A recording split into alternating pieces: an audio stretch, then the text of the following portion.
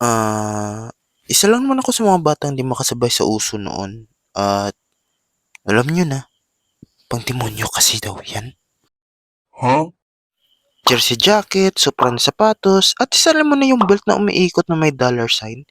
Naging uso 'yan sa panahon namin. Yung iba kahit parang baduy na tingnan, pinipilit na sinusuot pa rin nila para magmukha pa rin cool.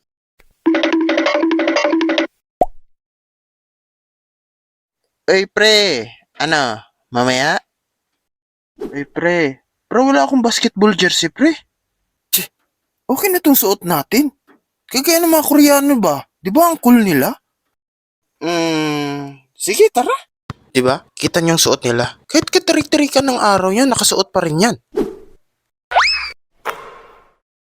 Yung iba naman ginagawang pantakip sa uniform ang jacket nila. Alam mo na, jacket eh. Di ba? Oops! Saan yung uniform mo? Ito guard, nasa loob yung jacket. Sige pasok. Galing mag-disguise ah.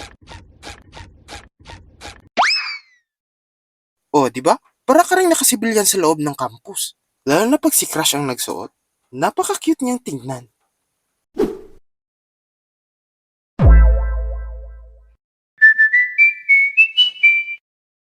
At isa pa yung Supra shoes na para kang nagsuot ng boots pang mangsasaka.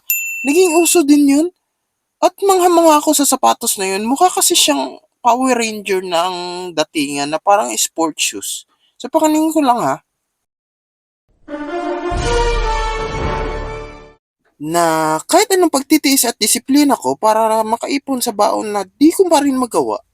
Sino ba kasi makaipon yan? 5 pesos per day ang baon tapos nasa 300 plus yung sapatos na yun. Oh, 300 divide 5 ikaw 60. 60 days akong di magmemeryenda sa school para makabili ako noon. Hulog ko na lang sa computer shop para may baon pa akong entertainment sa utak ko.